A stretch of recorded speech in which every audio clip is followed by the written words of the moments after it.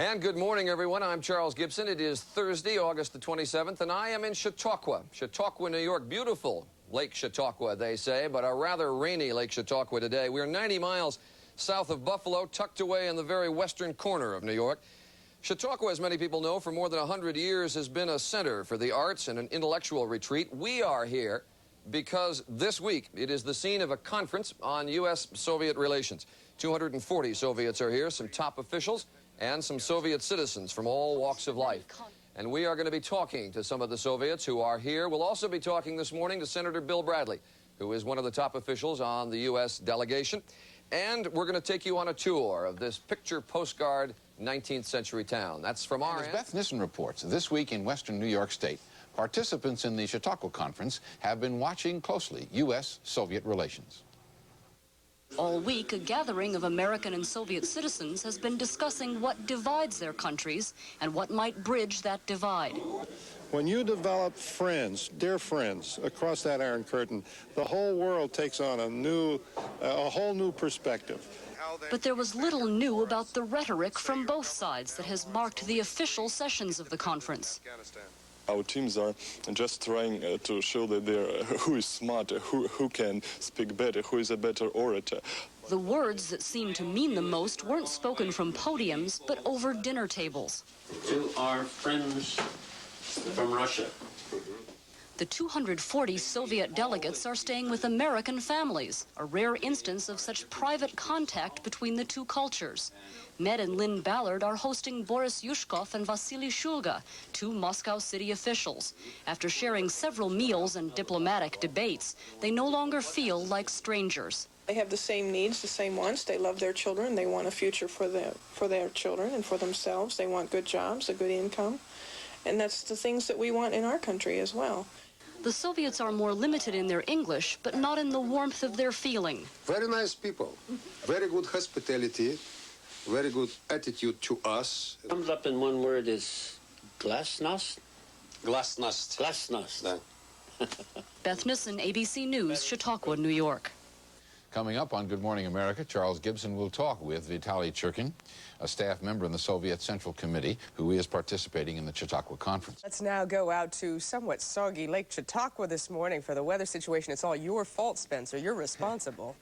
You're right, Kathleen. As you can tell, it's been raining here quite a bit overnight. Look at all that water behind me. No, that's Lake Chautauqua, lovely Lake Chautauqua. And I'm standing under cover right now because it is drizzling just a bit. It's going to be wet over much of the eastern part of the nation today. The jet stream map shows you very clearly why. The flow is pulling up moisture from the southwest up through the Mississippi Valley and into the northeast. It's cool behind the flow of the jet stream, hot down in the southeast, delightful out west. The outlook shows you sunny skies over most of the western two-thirds of the nation today, but along that cold front sweeping southeastward, there will be showers and thunder showers and heavier rainfall up in the northeast over the Ohio Valley, the eastern Great Lakes, and here where we are today. So that wet weather is going to remain over the eastern third of the nation for the foreseeable forecast future. That's a look at the national weather picture. Here's what's happening in your hometown area.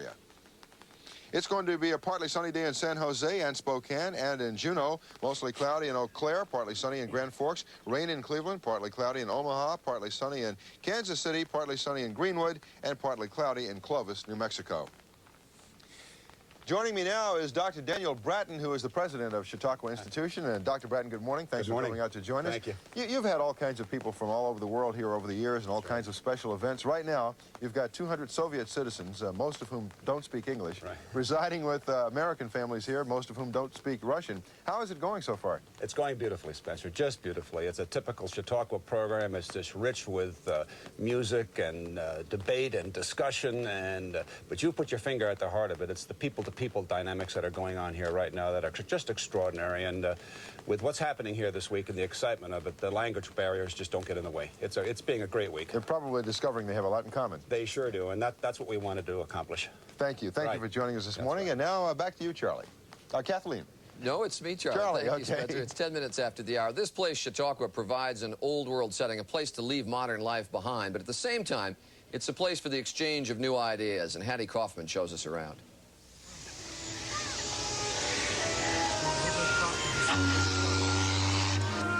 Summer vacation, Chautauqua style. Dr. Daly's here, 30 cents. Dr. One would be hard-pressed to find a community more quaint. But for those who live here, Chautauqua is more than tree-lined streets and vintage houses. Chautauqua is a way of life.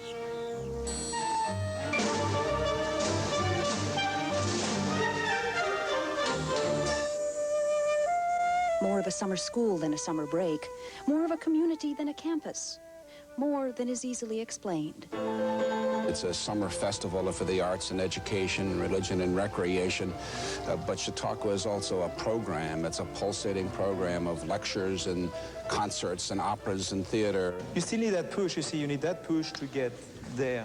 3, 4, 5, 6, 7, 8. Right. You do the same thing that you did in the plane weave, but twice.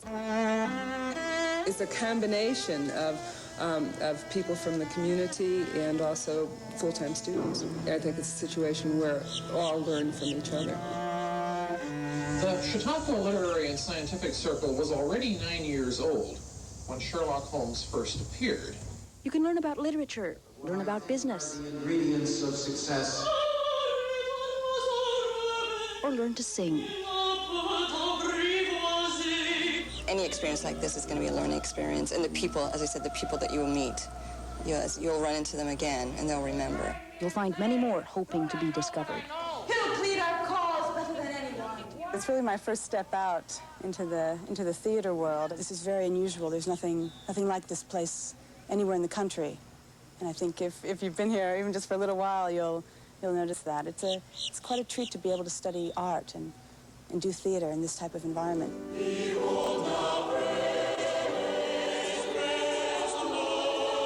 Not only are the young and aspiring attracted to Chautauqua, I've been here 72 out of my 76.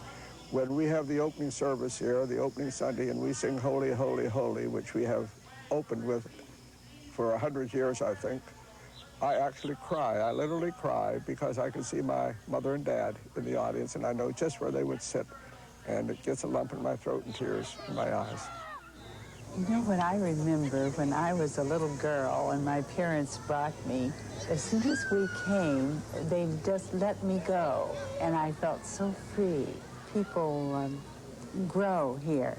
They catch ideas and they take them home.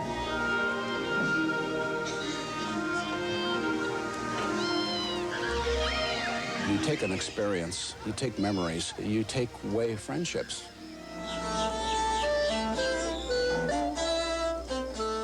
I think there's a new appreciation of Chautauqua.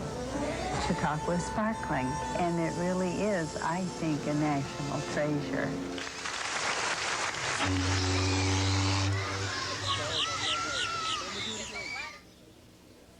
Thank you, Hattie, and it's now 14 minutes after the hour. One of the most familiar members to Americans of the Soviet delegation here is Vitaly Churkin, and we'll be back in a couple of minutes to talk to him about this Chautauqua conference.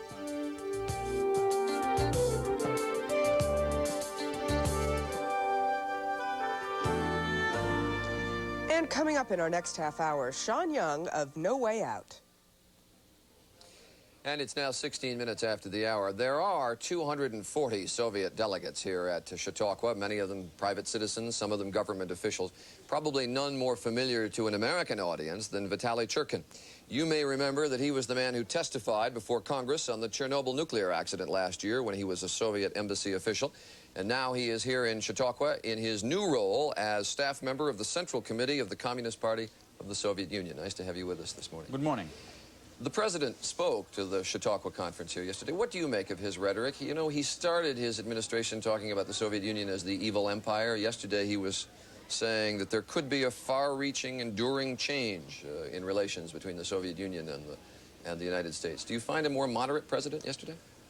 Not really. We were disappointed because, as you say, very accurately, I think, Chautauqua is a place for the exchange of new ideas, and there were very few ideas in yesterday's statement. There was a lot of old rhetoric, repetition of the many things we have heard before, but we feel that foreign policy is about trying to solve problems, and the problem-solving element was lacking in the statement which we heard here yesterday. Well, one new thing from the president yesterday. There has been a lot of talk from the Soviet Union about glasnost. The president called on the Soviet Union, if this is real, to be more open in discussing military affairs, to publish a a valid budget, for instance, of military expenditures, to talk about the size of the Soviet armed forces, etc., openly, and to debate military issues openly. Do you foresee any chance of that? Yes, I do. As a matter of fact, I challenged our American colleagues yesterday at the discussion of the speech after the President made it to do something when we do what they're asking. I asked them, would the United States be prepared to cut back its military budget if we published a very detailed military budget in the Soviet Union? Would the United States be prepared to cut back its armed forces if the Soviet Union has all the figures out? And we, of course, have made those proposals. So what I'm trying to say is that sometimes there is rhetoric, but when you come over to specific things which must be translated into steps to reduce weapons, those steps are not just there. So we have been calling American bluffs now and again in the process of the arms control negotiations of late, and we'll be prepared to call that bluff again. Let's see how they respond. Well, there would be a natural reduction in American military spending if the Soviet Union was very open about its military posture, because we spend an enormous amount of money trying to figure out just exactly what your military budget is and where your troops are deployed and how many troops, etc. You know very well where our troops are deployed. We spend also a lot. So the problem, as we see it, is not just counting every kopic or every cent of what we're spending. If you want to do that, okay, let's do that.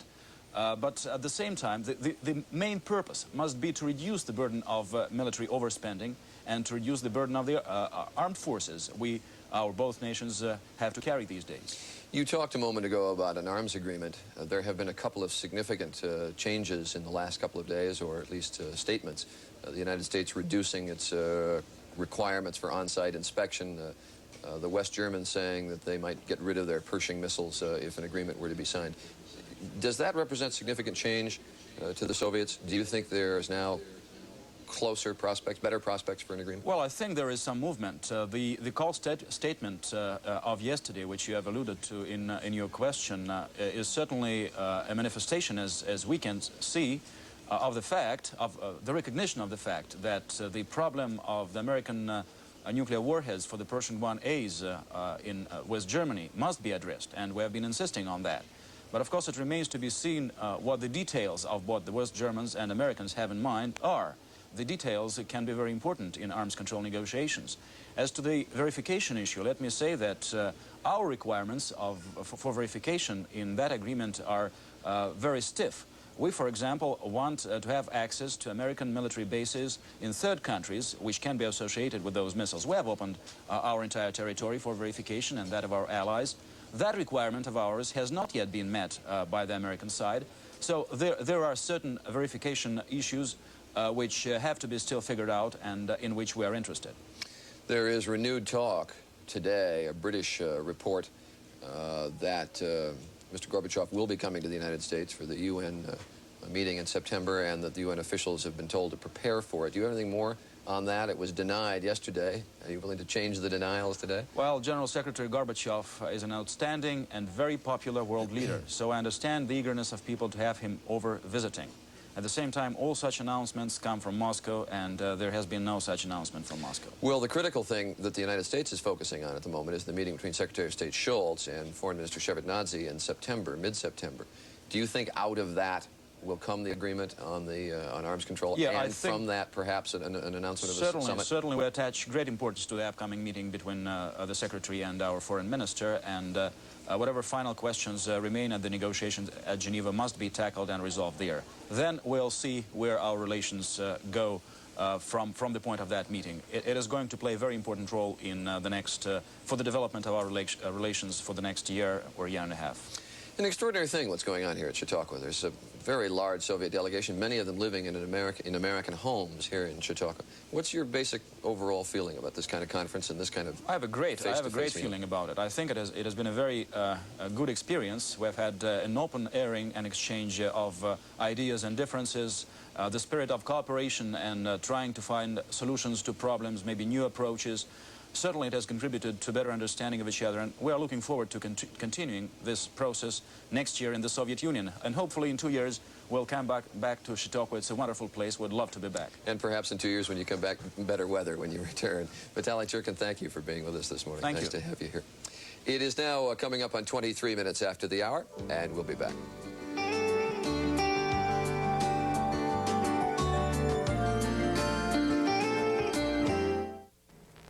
morning. It's 55 degrees in Buffalo. I'm Sheila Mahoney. We'll be returning to the Chautauqua Institution momentarily for more of this special Good Morning America broadcast. A flood watch is at the top of Eyewitness News this morning. The flood watch is in effect in Chautauqua, Cattaraugus, and Allegheny counties. A Cheektowaga man, 25-year-old John Redelbeck, is free on bail. Redelbeck is charged with vehicular homicide, drunk driving, and passing a red light. Bail was reduced from $50,000 to $10,000. A young Buffalo bride, 31-year-old Gail Resnick, was killed by his car. In Toronto, $1 million fire at the Canadian National Exhibition has caused $1 million worth of damage. The fire may have been the work of an arsonist. Closer to home, voters in the Lancaster School District have approved a new budget. The $23.8 million spending plan passed with more than 900 votes to spare. The AccuWeather forecast for Buffalo and western New York calls for overcast conditions, rain, and cool temperatures. A high of 62 is expected. Tonight, cloudy, cool, and a low of 47 degrees. We'll have more Eyewitness News at 8:23. The label on this bottle of medicine is there to protect you. It tells you what the medicine is. Before the 1983 election, Ed Rutkowski promised there would be no tax increases.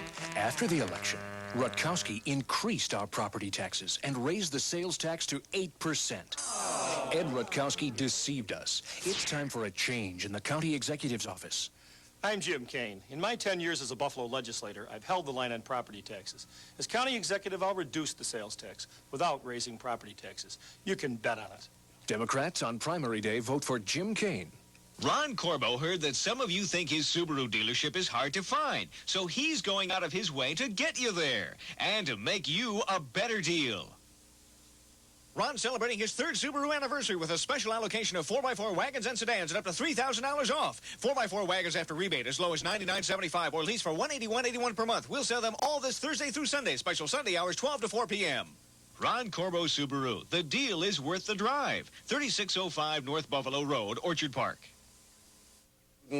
Artists, intellectuals, public officials, just plain folk gather to kick around ideas, I guess is probably a pretty good way to talk about it. And the president of the Chautauqua Institution is Dr. Dan Bratton, and he's here to talk with me about the basic setup here at Chautauqua. This has been going on for more than 100 years. Now, you have not been here that long. Not quite. Not quite. Where did the idea come from? What was the original concept of what Chautauqua was supposed to be? Originally, about 113, 114 years ago, two gentlemen had the idea of just a one-week program in this very idyllic setting here, basically for church people. But they were very broad in their perspective, and they quickly built into the programming music and lay lectures and recreation, and it just expanded so quickly.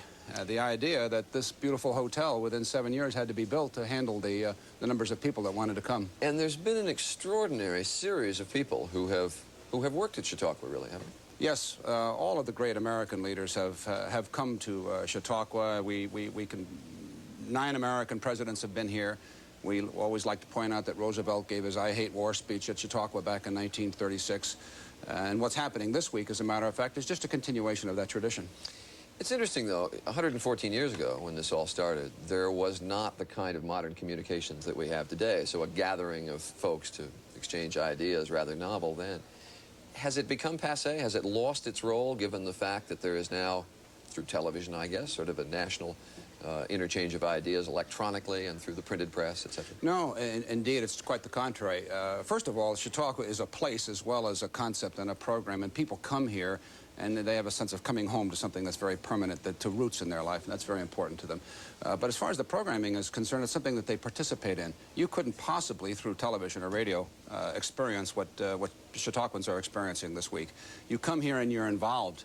You're involved in the lecture platform. You're involved in the arts. You're involved in all the educational programming. You're part and parcel of it. Chautauquans by nature have an insatiable curiosity and intellectual capacity, and they just come and dive into this place and its rich fare. So it just happens to you when you come to Chautauqua. It does. You have to. What we say many times, you have to experience it.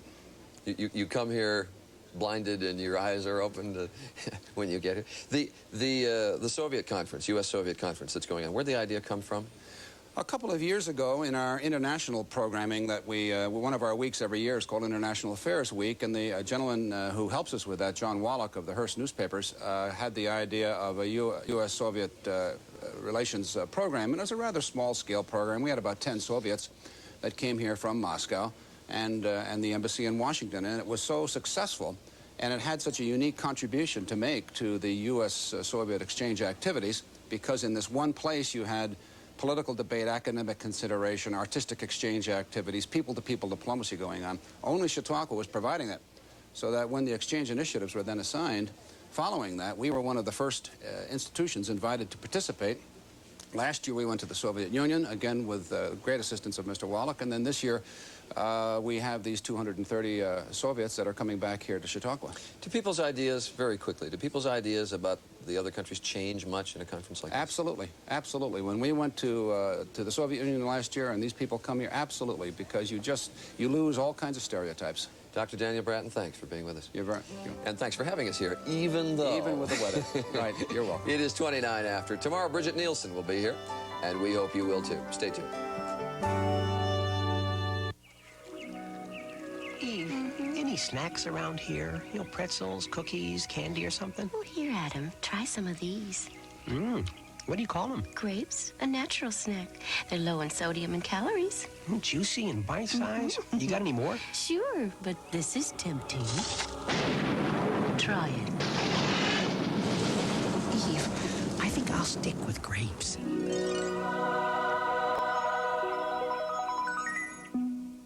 Just phone rent to own. Why settle for hand-me-downs when you can furnish your home in style at Rent to Own? We have living room groups, dining room sets, bedroom groups, wall units, and more. A house full of brand new furniture is just a phone call away. And it's so easy. There's no credit check, no down payment. Call now for fast free delivery and furnish your home in style. Where your dreams come true. Pick up the phone. Call Rent to Own.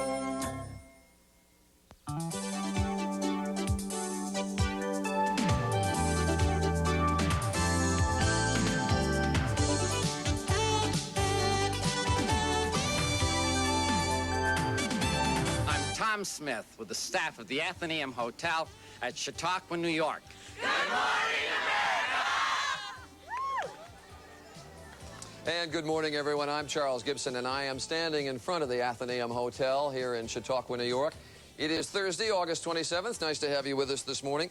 We are here because going on this week is the U.S.-Soviet, sort of a citizen summit. A delegation of about 240 Soviets here talking to American counterparts, exchanging ideas, and we're going to be talking about that some in this half hour. Kathleen, what do you have in New York?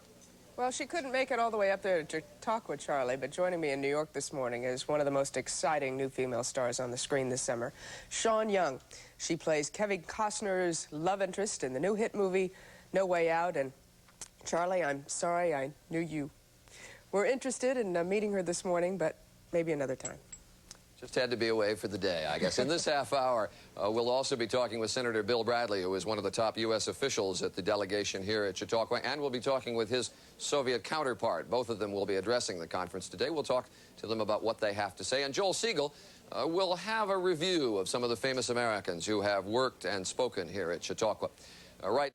It's time once again for a look at the nation's weather from Lake Chautauqua. We'll start with a look at the high temperatures we're predicting today. It's going to be a very cool day in the north central and northeastern portions of the nation, much cooler than normal. Highs only in the 50s and 60s over a large area there. This is about 20 degrees lower than yesterday's highs in the same area. As you can see, it's very warm down south. In the southeast, highs mainly in the 90s, and out west, things are rather normal, highs mainly in the 80s and 90s. The outlook calls for sunny skies and pleasant conditions over the western two-thirds of the nation, but along that cold front sweeping eastward and southward, it's going to be a messy day. Thunderstorms over the southern plains and lower Mississippi Valley. Heavy rainfall over the Ohio Valley, the eastern Great Lakes, and the northeast. It's going to be a messy day, but still steamy under some sunshine in the southeast. That's a look at the national weather. Here's what's happening in your hometown area.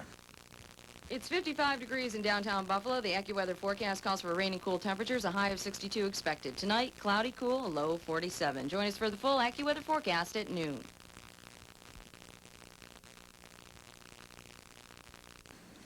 Well, right now, I'm on the porch of the Athenaeum Hotel, which opened for business in 1881. Now, the hotel was built by Lewis Miller, whose idea it was to create Chautauqua Institution.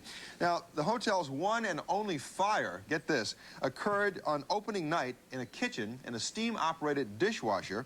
Lewis Miller paid $5 to the quick-thinking kitchen helper who put out the fire and saved this hotel. By the way, there's something else very, very special about this hotel, and that is every guest at every meal gets 2 desserts. My kind of place. In just a moment, when we return, Joel Siegel will take us on a magical history tour of Lake Chautauqua after this.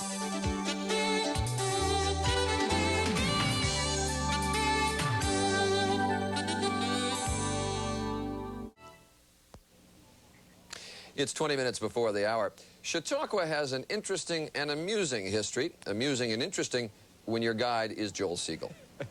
Thank you, Charlie. Chautauqua was founded in 1874 as a summer encampment for Sunday school teachers and founded on the idea that knowledge was for everyone. You studied here, you learned here. Correspondence schools began here. Lecture series still called Chautauquas were set up all over the country. This was long before radio and television, so if you were a hit here, that made your book a bestseller. That could make you presidential timber. This was before radio and television, but it wasn't before silent movies and phonograph recordings. We have pieced those together. Not a perfect fit, but watch, you'll get an idea of what Chautauqua must have sounded like when, say, William Jennings Bryan came to town. The amphitheater at Chautauqua. William Jennings Bryan spoke here twice. Nominated for president 3 times, he was the most famous orator in America. You shall not press down upon the brow of labor this crown of thorns. You shall not crucify mankind upon a cross of gold.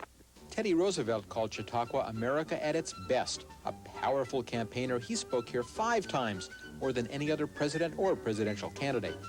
I wish to see you join the progressive 40. Don't flinch. Don't fall. And hit the line hard. Because the idea behind Chautauqua is knowledge is for everyone, 100 years ago, the idea of suffrage, the vote for women, was debated here. The Women's Christian Temperance Union and the PTA were founded here. And when proper women didn't deign even to play tennis in public, Amelia Earhart, who had just flown the Atlantic alone in an airplane with 2 men, landed her biplane on the Chautauqua Golf Course, 14th green, and urged her sisters not to be timid but to seek new horizons. Here, ironically, she speaks on the safety of flight. The pilot, winging his way above the earth at 200 miles an hour, talks by radio telephone to ground stations or to other planes in the air. He sits behind engines, the reliability of which is all but unbelievable. And Thomas Edison, not just a guest here, but a true Chautauquan, his wife was the daughter of Chautauqua's founder, describes the invention that made this historical eavesdropping possible, his phonograph. The first words I spoke in the original phonograph, a little piece of practical poetry. Mary had a little lamb, its fleece was white as snow, and everywhere that Mary went, the lamb was sure to go. It is fascinating to hear those voices. It's also fascinating to stand where those people stood. The porch at the Hotel Athenaeum was one of Thomas Edison's favorite places. This hotel was the first hotel electrified anywhere in the world. Edison did the work himself, and he did it right. And the proof is it's 106 years later, and it still works. Charlie. All right, thank you very much, Joel. It is now...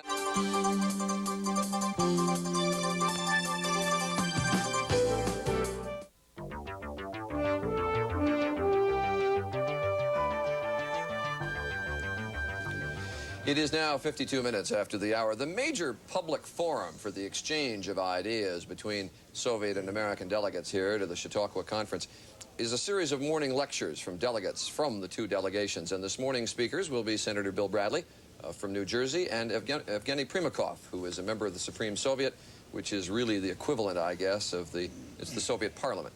And it's nice to have you both with us. Good to be with you, Charles. Senator, I'm dying to hear you try to describe tax reform to the Soviets. You're not going to try to do that, are you? Well, given the direction of their economic reform, they might need tax reform. The president yesterday in his speech talked about remaining deep fears and concerns that Americans have about Soviets. Do you see the walls coming down at all?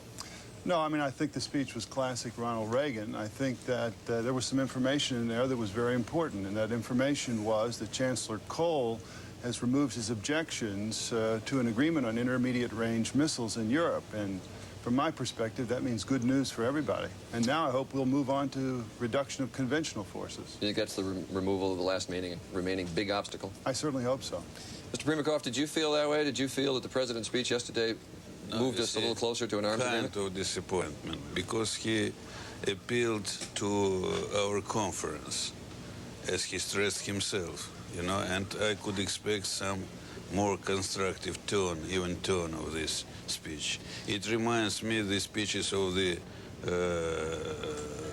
so-called Cold War. Why? Accusations, Why? totalitarianism, and some other things. It's not suitable for us and for this stage of our relations. We should speak to each other in better way, you know, from my point of view. Of course, I'm not going to give some advices to the President of the United States, but anyhow, if you ask me, I am giving my impressions. You didn't find the rhetoric from Ronald Reagan to be somewhat subdued from what you were hearing 1981, 1982? You see, unfortunately. When you speak to the Soviet delegates today, to the overall conference, the basic point you want to make this morning? The basic point I want to make is that we should speak to each other with great candor, that economic reform, that reform of the Soviet system is something that we're going to watch very carefully in the United States. It's too early to tell, but if it produces a more open Soviet system, then I think that gives us a greater opportunity to hope for reductions in nuclear arms and also reductions in tensions generally. When you watch a lot of areas, you're involved in a lot of areas in the Senate that involve U.S.-Soviet relations, what's the one linchpin as far as you're concerned to Glasnost that would indicate that there really is a change in their relations toward us? Well, I think the important thing is not only what the leaders are now saying about emphasizing domestic issues as opposed to international adventures, but I think it's also important what they're doing. It's much too early. We have to watch it very carefully. If they're serious, then I think we have to be willing to be flexible and respond so that we might actually get a series of agreements that could produce a lasting peace. It's too early to tell, but we need to follow it very carefully. Mr. Primakov, when you speak to the delegations today, what's the principal point that you want to make to the Americans? You see, I want to say that we, first of all, I could support many ideas of Senator. And I could say that we should be more flexible with each other. And you see, we should think about the meaning of our relations, because everything depends now on the development of our relations. I mean, the question, the vital question of the war or peace. And arms control. Arms control, yes, of course. All right, Evgeny Primakov. Reduction, more than arms control. We are for the reduction, not the president only. All right, Evgeny Primakov, thank you for being with us this morning. Thanks. Senator Bill Bradley, nice to have you with us. Thank you. It's now 57 minutes after the hour, and we'll be back in just a moment.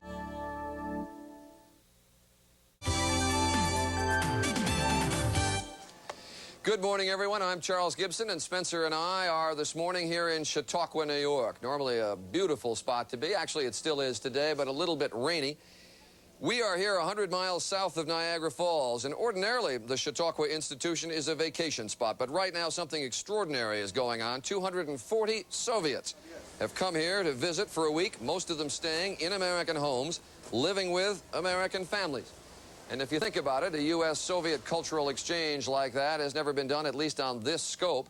That is an enormous number of people living with each other as they are here in Chautauqua, and we are going to be talking with a woman from a Soviet family and a woman from an American family to talk about how that kind of exchange has been going on. Also with us this morning, two musicians who are involved in the cultural exchange here at Chautauqua, John Denver and Grover Washington, Jr. They will be here to talk about their part of it all. Kathleen, you are where it is much yet. It's now 9 minutes after the hour, and Spencer Christian is here with a resident of Lake Chautauqua, about the only resident around here we know who isn't complaining about the weather. Actually, this is a former resident of Lake Chautauqua. This is a musky fish. I resist the urge to call him Edmund.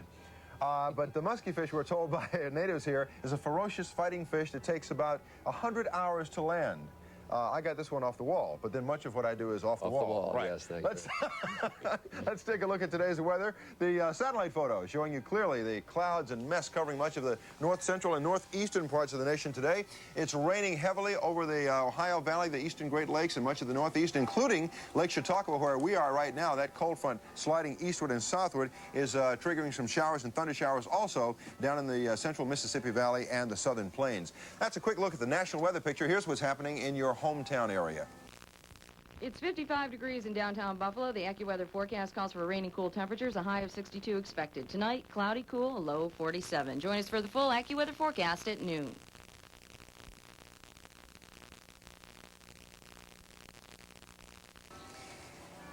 With me right now are an American and a Soviet who are making beautiful music together.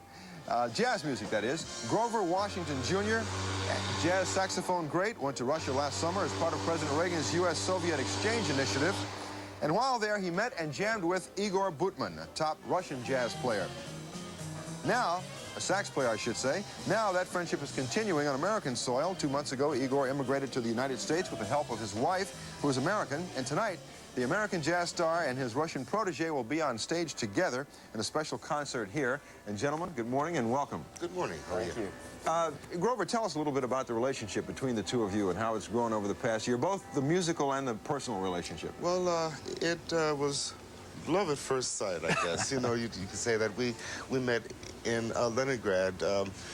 We were supposed to play there, but due to the long delay, like in Mr. Danilov's release, we had to cancel the concert there, and Igor had his ticket. He says, "I'm ready to come to see Grover Washington Jr." You know, so we had a chance to talk, and he's a remarkable young man because you just don't travel around the Soviet Union. And thank you very much. And don't mind the boats. I think we found someone else who wants to jam with Grover Washington also. Wait your turn for the chorus, okay? And he followed us to Riga, he followed us to Moscow, and lo and behold, he's here, and we're having big fun. Well, now, Igor, you've been here in the United States for, what, 2 months now? 2 months. What are your favorite things about this country so far?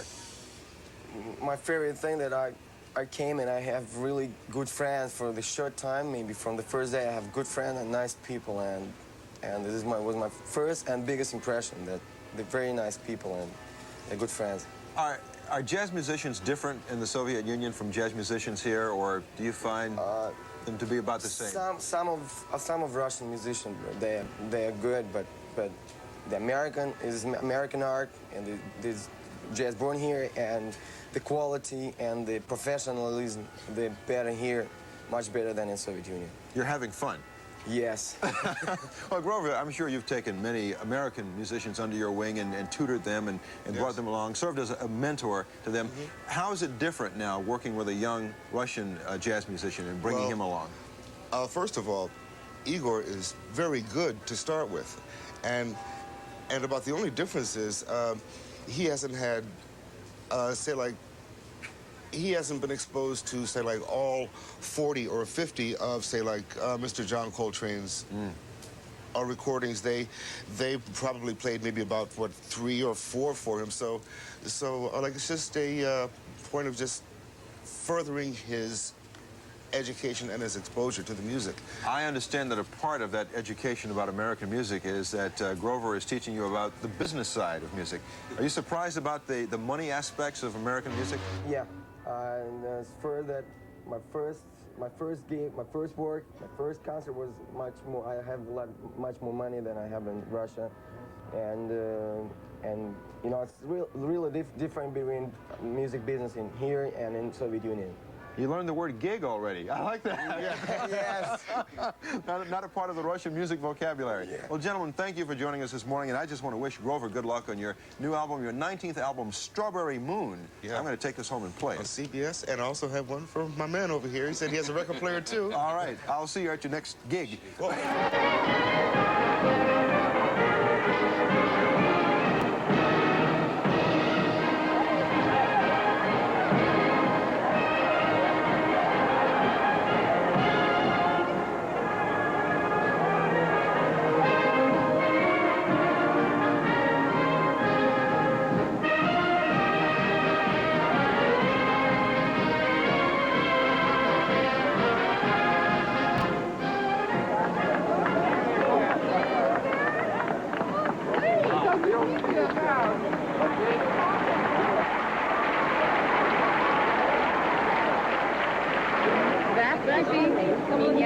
Okay, we got it.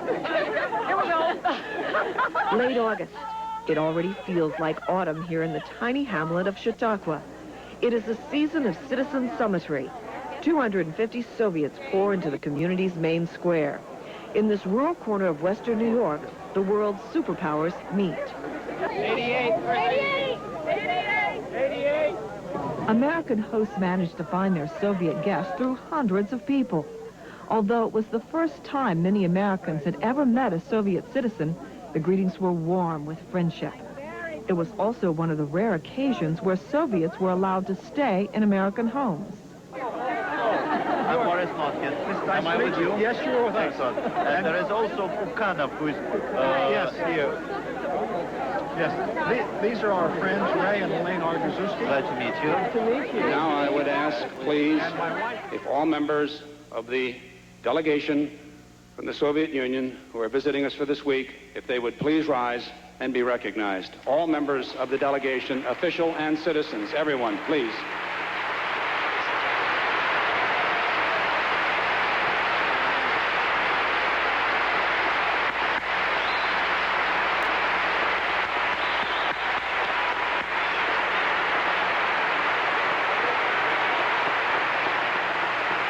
It is my high and distinct honor to officially convene the Third General Chautauqua Conference on U.S.-Soviet relations.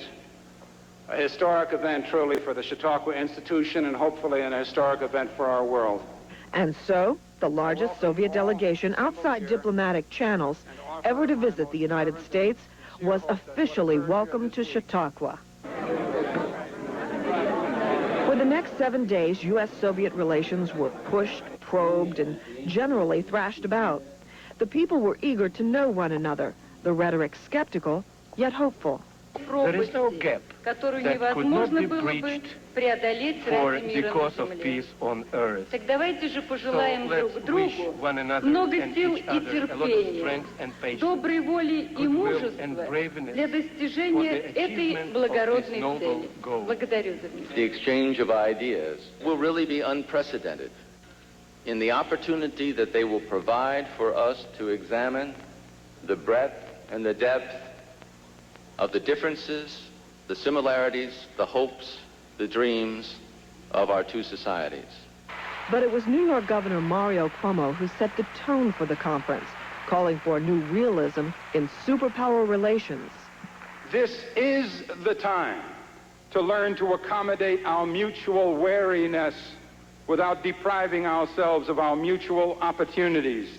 First, by reducing the awful burdens we've placed upon ourselves in the name of self-defense, and then by expanding our relationship to include more mutually beneficial trade, cultural, scientific, and educational exchanges. And now we can. Today, there are signs of a new understanding.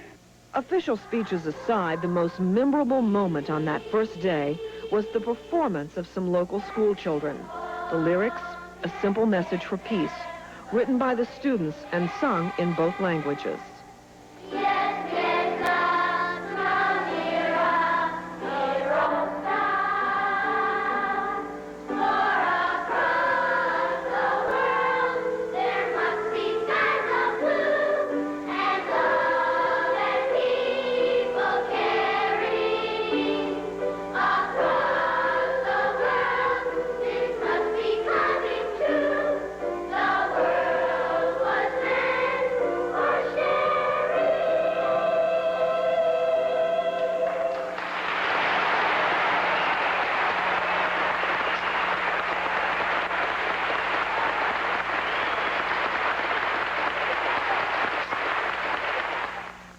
We were apprehensive when we were all standing out there in Bester Plaza waiting for them to come in, wondering just exactly how the initial greeting would take place. And we were told that they did not speak English, and that was one of the reasons that we were assigned an interpreter. I was not about to let him out of my sight when we first met these gentlemen. And of course, as David said, we didn't have much to worry about at all. Hungry? Where are the bags? Okay. Did you have a good trip? Okay, there, go. In a few days, the uncertainties were gone. Gentle teasing surfaced at the wife's home, and Edris prepared a very special breakfast for her Soviet guests. We're having smoked fish this morning. Вы сами это удочкой выловили? Did you catch this yourself? Right out of Chautauqua Lake. And I smoked it myself. No. In the backyard. No. Here for orange juice? What I've discovered about these two gentlemen is that they're warm, sensitive, easy to communicate with, open individuals. The only difference is there is a language problem, and as we overcome that problem, we discover we have much more in common than we have in difference. Russian language students like George Kovalevsky helped bridge the language barrier. This kind of scene was repeated time and again in 170 homes throughout Chautauqua. People just getting to know one another. This is much better than, for instance, living in a hotel where they wouldn't be able to actually speak with American people. While here, they constantly conduct conversations on all different topics, and they can learn a lot. Do you ever eat herring like this in Russia or in Latvia? Yes, just like that?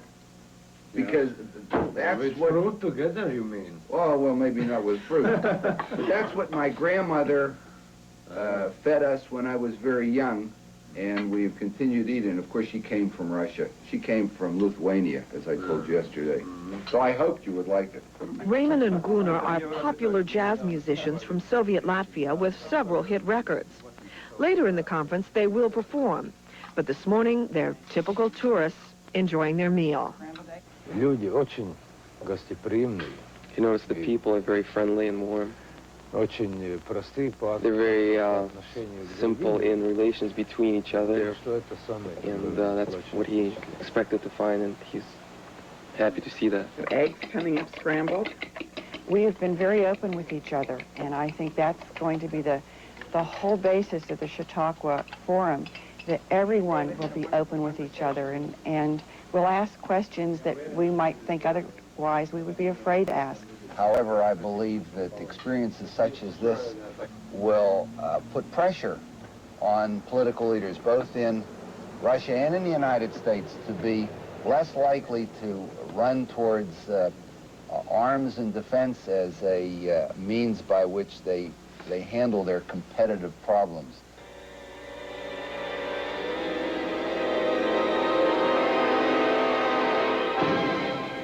SDI is not foolproof. And therefore, even if we shoot down 100 or 200 missiles, there are other missiles that are going to get through on Washington and on New York and Niagara Falls and wherever, and similarly upon the Soviet Union. What benefit do we have to invest $100 billion in the production, in establishing an SDI system which from the beginning is not going to be able to deliver what it proposes to deliver? Chautauqua delivered a series of roundtable talks. Here, citizens from both countries had the opportunity to question experts from both countries. And the Star Wars initiative was a flashpoint. Ronald Lehman, a U.S. arms control negotiator in Geneva. It's as if we're on the side of an abyss. Some people would say we should be hysterical. We should panic. We should scream. We should shout. But let me tell you something. When you're on the end of an abyss, that's the last thing you want to do. You want to very carefully get off of the side of that cliff. And that is what we're doing. Now, you mentioned SDI. Let me tell you something. Now, why prejudge that issue? Because all SDI is a research program. It's not a deployment program yet. It may never be. The only people who have a deployed ABM system are my Soviet colleagues. So what I'm saying is, let's reason together. Let's get off that abyss. Договора по ПРО не будет. If one starts putting SDI into space, it would начнется гонка вооружений по всем направлениям, которые мы даже не знаем с вами. It would mean an end of the ABM treaty. Не верьте обману. Such a race of arms in all directions, even directions which we cannot envisage now, will take place. В космосе не должно быть оружия. Don't be deceived. there must be no weapons in space. Вот позиция Советского Союза. This is the position of the Soviet Union. Colonel General Nikolai Chervov is often on the Kremlin front line in arms control. Ron Lehman had this rebuttal. Let's be honest. The Soviet position with respect to the ABM treaty has dealt with the concept of anticipatory breach. That is to say, if we're doing research, the United States is doing research on, say, a laser. If we paint SDI on the side, it's illegal. Whereas if the Soviet Union does the same experiment with the same laser, but they say, oh, it's not for that purpose, somehow it's made legitimate. But this time, it was Chervov who got in the last word. If we want to preserve life on Earth, if we want to eliminate weapons, we must, first of all, put the door close to the bringing nuclear systems or any weapons into space. Космос должен быть мирным. Outer space must be peaceful, and we challenge the United States in peaceful exploration of this outer space. I have never felt like this. For once I'm lost for words. Your smile has been thrown. There was certainly no loss for words during the days. The nights that followed were also filled with words. Words set to music. Cabaret singer Karen Akers. No matter what I do, no matter where I go, I see your face clearly. Like an unexpected song that only we are hearing. And the song's message was not unexpected, for it was the performers who set the stage for new harmonies. I think that a lot of the officials have somewhat of an agenda, an outlook or a point of view that they feel they must get across. And that's for both sides. The performers have no agenda. They have their music, they have communication, they have feelings, they have a desire to reach someone. Песня называется This is a hard one. Непредвиденная песня. Следующая песня — это Gershwin. Karen took great care to learn enough Russian to introduce each of her songs. It was at the same time a source of pride and a struggle.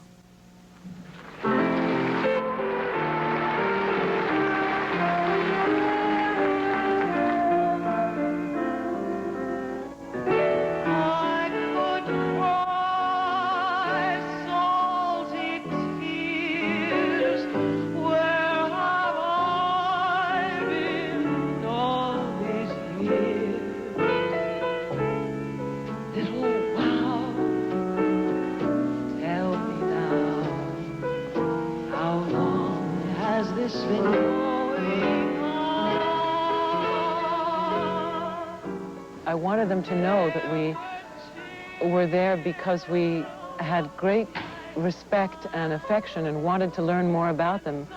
We were willing to say how different we were and yet find common ground. Listen, sweet,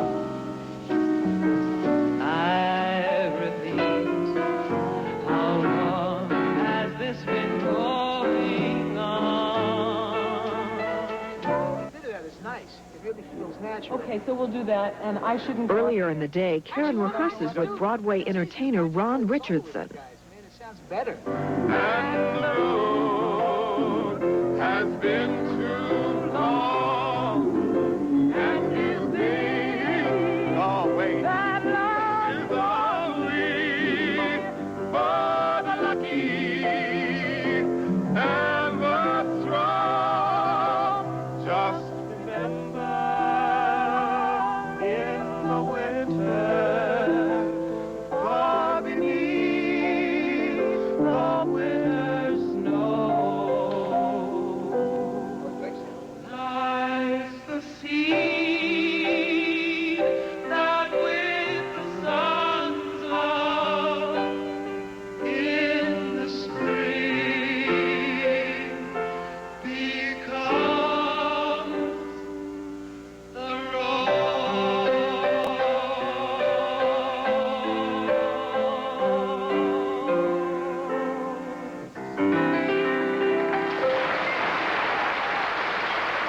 Karen has shared the spotlight with Ron on another occasion. It was in the Soviet state of Latvia during a similar conference in '86. Ron's rendition of Free at Last brought the Soviet House to its feet. I remember the evening of our performance in Riga. We were kind of expecting a little more of a sedate, kind of a quiet audience, and the response was just unbelievable. Such warmth just poured out towards us that it made the concerts very, very special.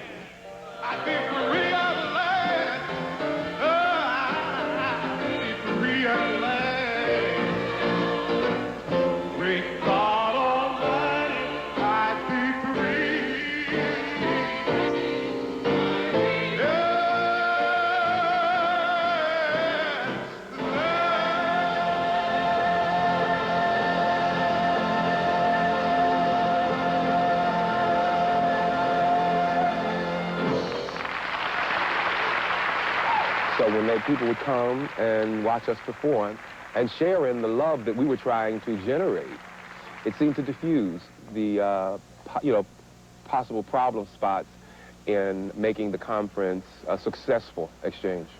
In Riga, the capital of Latvia, American citizens for the first time directly questioned Soviet leaders. The questions and answers aired unedited on Soviet television. This conference was also organized by the Chautauqua Institution. Away from the formal meetings, there was time for officials from both countries to talk together informally. At such a meeting during the Riga conference, the Reykjavik summit was born. Foreign editor for the Hearst newspapers, John Wallach. Now, the fact that that could take place, that we created the setting for that to happen, made a very important contribution to world peace. So there are those possibilities, and we may not know what happens here of a private nature until months or maybe even years until after the conference is over. But the process is one of the dimensions of the process that makes it so valuable. For some Chautauqua summer residents like Florence Ross, success of the earlier Latvia conference was a very personal victory. During the morning, the dialogue was so adversarial and so antagonistic that I turned to my husband and I said, "What'd we come 5,000 miles for to hear this same old story that we could read in the newspapers every day? I'm going to give it to these guys." I am taking the prerogative of my age by saying that all of you sound like little boys playing one-upmanship.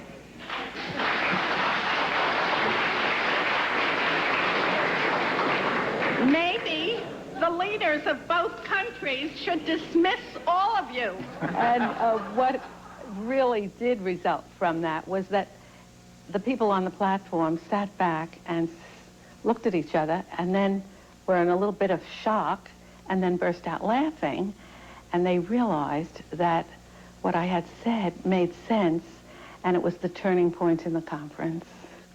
At the end of the Latvian conference, Secretary General Mikhail Gorbachev sent his personal regards to Florence.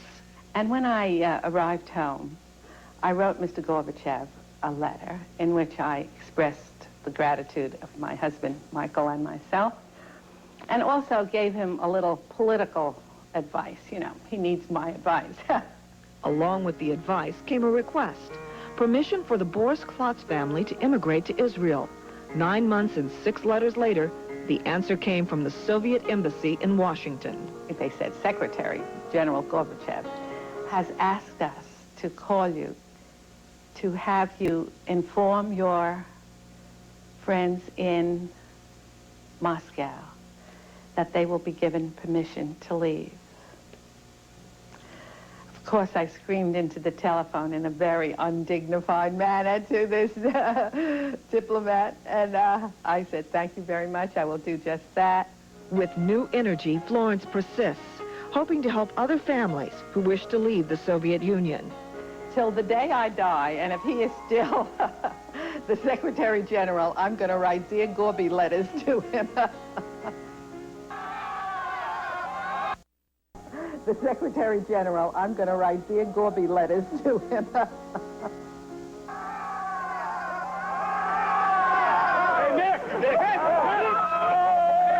How do you feel? Nick! Journalist Nicholas Danilov's release after 13 days in a KGB jail. Danilov's arrest on spy charges nearly ended the Riga conference before it began. At the Chautauqua conference, the foreign correspondent was an uneasy hero. A very nauseating and unpleasant incident occurred last year. I consider a terrible wrong was done to me. And here I am in the same town, in the same nice surroundings with people who represent the government that did this wrong. Frankly, it was very awkward for me to come here. And I think it's been very awkward for the Soviets to have me here. Despite the awkwardness, Danilov found the dialogue with the Soviets to be useful, even effective. Soviet-American relations are like two dysfunctional lovers. When one is ready, the other isn't. When the other is ready, the first one isn't. Danilov believes the Soviets had hoped to use the conference as a huge public relations gambit. But he also says it gave ordinary people a rare chance to ask heartfelt questions. This is an unusual opportunity for officials of both sides to talk. It's also an unusual opportunity for ordinary citizens to raise those very painful questions that come up. The people of occupied Latvia are not allowed to read newspapers published by their countrymen in the West. Yesterday, I spoke to a member of the Soviet delegation, and he boasted that he reads all Latvian American newspapers every day. Can you explain, in the spirit of glasnost, why is there a double standard? Why can high-ranking Communist Party members read everything, but the average working man can't? Mr. Dropakov?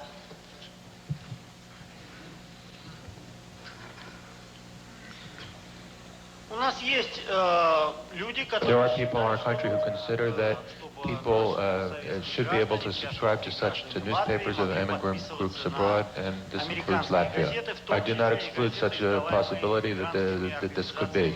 But what will be the result? This is a question for me, a point of, I don't understand. What will be the result of this?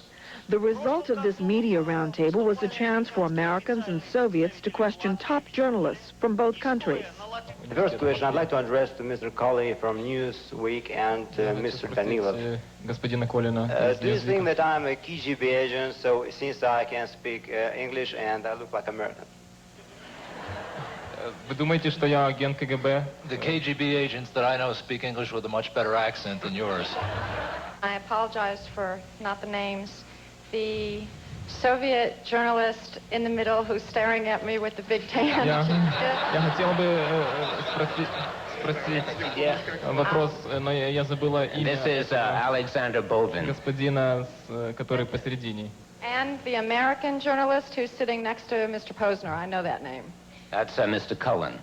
Those two. Thank you. I'll get out of the way. I understand that since I have been old enough to read, watch television, and listen to the radio, I have heard and seen extremely little about anything that is good about the Soviet Union.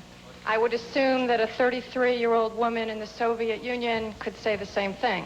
So I would like to ask the two journalists what they intend, they individually and they collectively with the media, intend to do for my children and their children's from today И я хотела forward. бы спросить этих двух журналистов.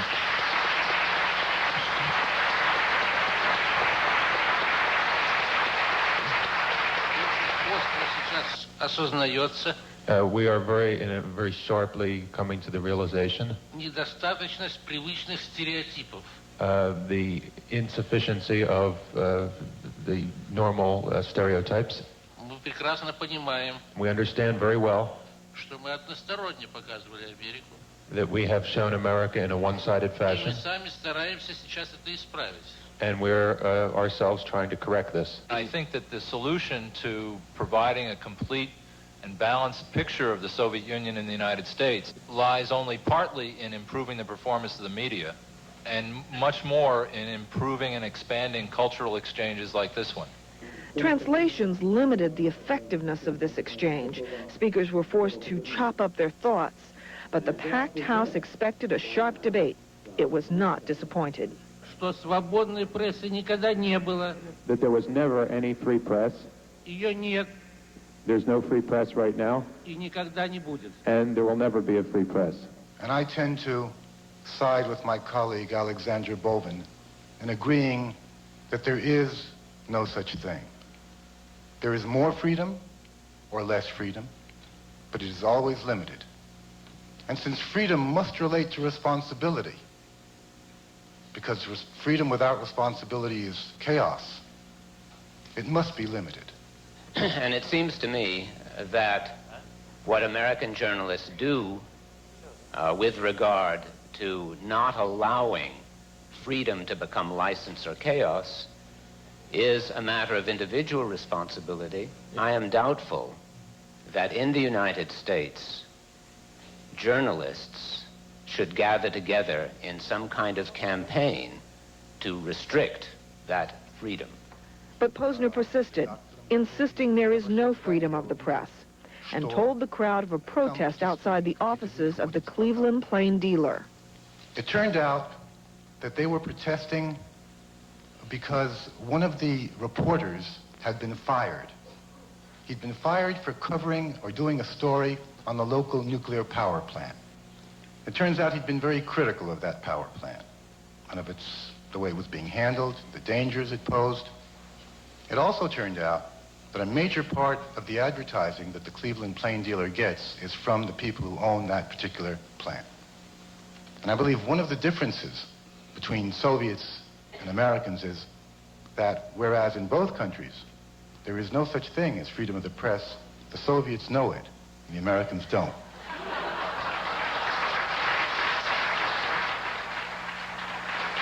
Plain Dealer, which is the newspaper that I happen to work for. I want to assure you, sir, that the reporter who wrote that story was not fired. The management of the paper may not have liked what he wrote, but they did not fire him.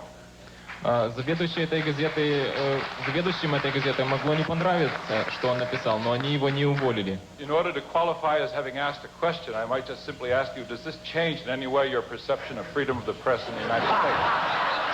Я хочу задать вам вопрос. Меняет ли... I would like to say that the people outside were protesting that the man was fired. I saw them, they were working there, I took pictures. Я хочу сказать, что люди протестовали Whether he у was этого здания. hired after that, I don't know. И они протестовали по этому поводу, что I just он был saw уволен. Я не what I знаю. saw. If Danilov was the unofficial hero of Chautauqua, Posner was a Soviet star, often getting more attention than top Soviet policymakers. Some in this country have accused Posner of trying to manipulate popular American opinion. Some in the Soviet Union consider him a propagandist for the United States. But the Soviet pitchman shrugs off all critics. If you're not criticized, if people don't react to what you do, positively and negatively, then what you're doing is really of no consequence. I mean, if you write and speak on television and no one hates your guts, you shouldn't be there. Posner is familiar to American audiences through his appearances with Phil Donahue and on Nightline. During the Gorbachev regime, he has gained visibility and power. The disarming commentator preaches the gospel of glasnost. I've often explained that the word openness does not really reflect what glasnost means. I don't want to go into a lecture on semantics now, but in Russian the word glas, it's an archaic word, or a poetic even word, it means voice. And the suffix nost is like the suffix ness in English, like in happiness.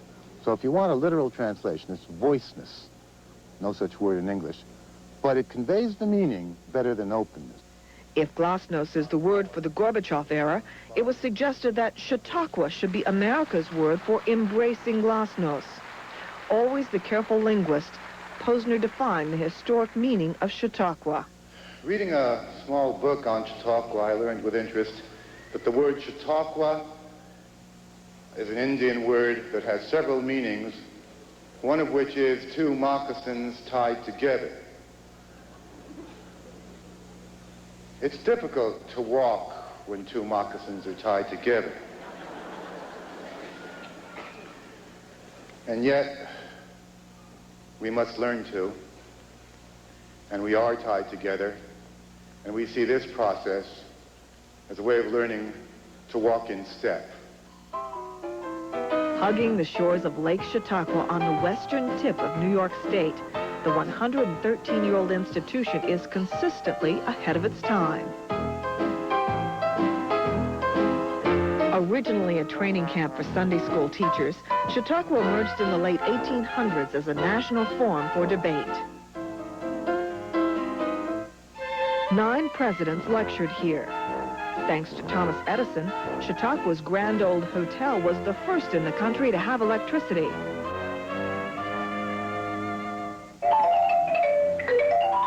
And it was here that George Gershwin wrote his concerto in F.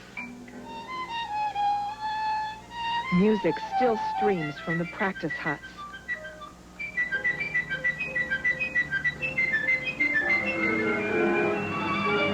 The summer resort with a short 9-week season boasts of its own ballet, opera, and theater companies, along with a resident symphony orchestra. The brick-paved streets, old Victorian houses, offer an idyllic version of American life. Residents spend hours reading. While treasuring the trappings of the past, Chautauqua is pioneering the future, with this its 3rd Citizen Summit. Here I am, delighted to be here, and I'm grateful for this opportunity to address the Town Hall of California meeting and for the chance to be heard at the Chautauqua Conference in New York, where citizens of the United States and the Soviet Union are meeting together. Meeting and listening intently to the president's foreign policy statement. The speech came at a time when the superpowers were nearing an historic agreement, a treaty eliminating U.S. and Soviet medium-range nuclear missiles. It came just 2 days after West Germany offered to retire the Pershing 1A missiles, a major Soviet demand.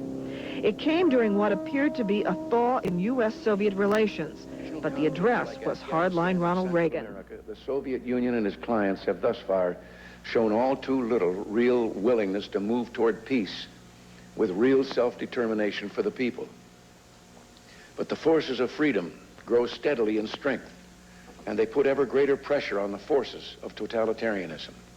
The speech, billed as a high point of the conference, hit the amiable Citizen Summit like a cold wind. The American audience was at best polite. After these few days here at Chautauqua, I must confess to a bit of disappointment with the president's talk. I was not disappointed in President Reagan's speech. I would never have expected anything different. I listened to the president, and the first thing is what he didn't say. He didn't say anything at all about the wonderful opportunity of people-to-people meeting here in this room, helping to persuade their own government in the area of peace.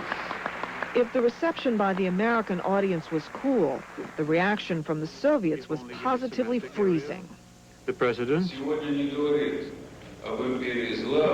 today did not speak about the empire of evil, he spoke about totalitarianism. But if we speak seriously, this offends me and my colleagues. I believe it's nice that the president, while on vacation, has found time to address the participants in this Chautauqua conference.